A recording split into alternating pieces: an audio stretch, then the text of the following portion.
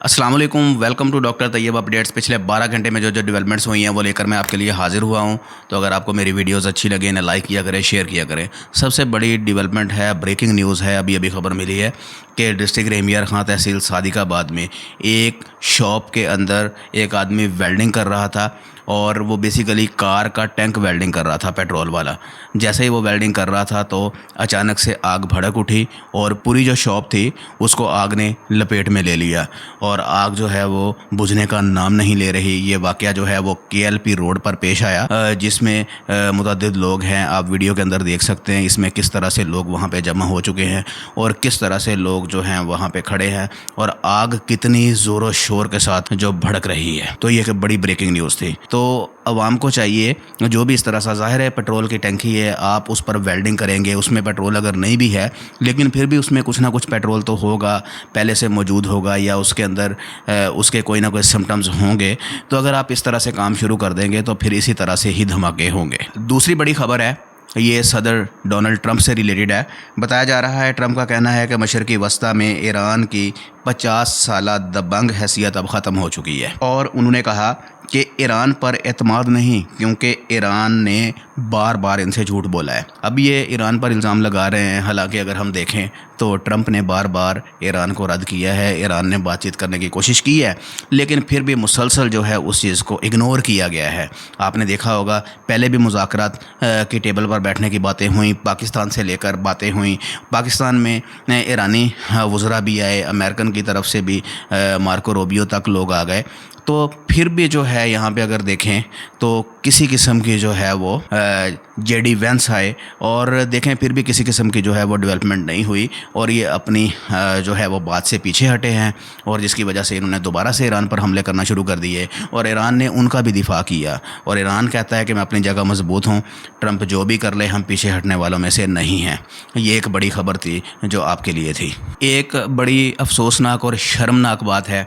बताया जा रहा है कि जैसे ही स्टाफ की सैलरी जो है वो लॉकर में रखी गई और डाकू फ़ौरन से पहुंच गए। और ये वाक़या कहाँ पे पेश आया? ये वाक़या पेश आया कराची शहर में। ईदी सेंटर की बात हो रही है, जो लोगों के रफ़ाही निज़ाम जो है उनको प्रोटेक्ट कर रहा है। जो लोग पे नहीं कर सकते उनके लिए ये सर्विसेज जो है अब्दुल सत्तार ईदी की तरफ से जो शुरू की गई थी।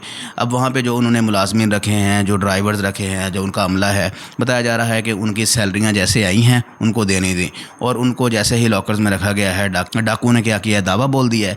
दावा बोला है तो वो सारे पैसे लूट कर चले गए हैं।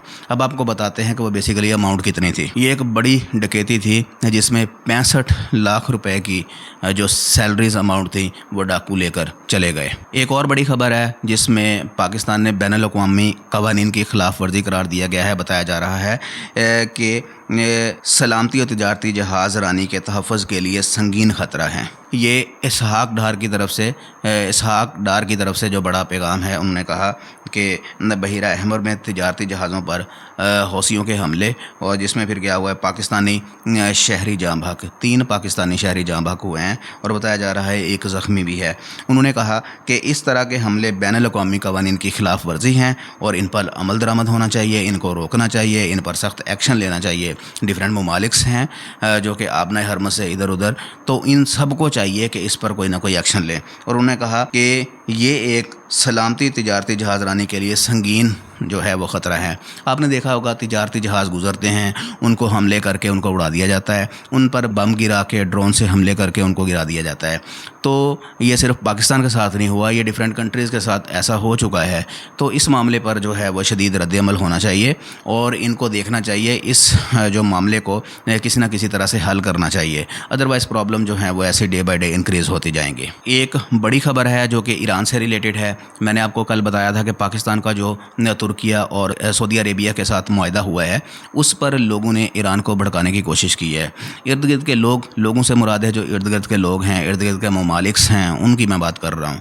उन्होंने क्या किया है, इनको भड़काने की कोशिश की है कि ये आपको कंप्रेस करने के लिए या आपके ख़िलाफ़ कोई साजिश करने के लिए ये जो एक प्रॉपर ग्रुप बना है, लेकिन उसको जो है वो प्रॉपर वो जो शिद्दत थी लोगों की उसको कमी आई है और उसको بہتر طریقے سے حل کرنے کا پاکستان نے سوچا ہے۔ بتایا جا رہا ہے کہ محسن نقوی نے ایرانی صدر سے ملاقات کی اور وزیر اعظم اور فیلڈ مارشل کا خصوصی پیغام ان تک پہنچایا، اور انہوں نے کہا کہ مکہ دفاعی معاہدے کے حوالے سے بھی بریفنگ دی، جو دفاعی معاہدے میں ڈسکشن ہوئی اور جو ڈسکشن ہوئیں اور جن پر ڈیٹیل سے بات ہوئی، اور یہ تمام چیزیں جو ہیں انہوں نے اس وزیر اعظم جو ایرانی صدر ہیں ان کو انہوں نے ڈیٹیلڈ انفارمیشن پرووائڈ کی ہے، اور اس طرح سے انہوں نے ایرانی صدر کو پورے اعتماد میں لیا ہے، جو کہ ہمارے ہمسائے ممالک کوشش کر رہے تھے کہ معاملات خراب ہوں اور یہ معاملہ جو ہے مزید شدت سے جنگ کا راستہ اختیار کریں۔ فی الحال کے لیے یہی اپڈیٹس تھیں، ملتے ہیں نیکسٹ اپڈیٹس کے ساتھ، فی امان اللہ۔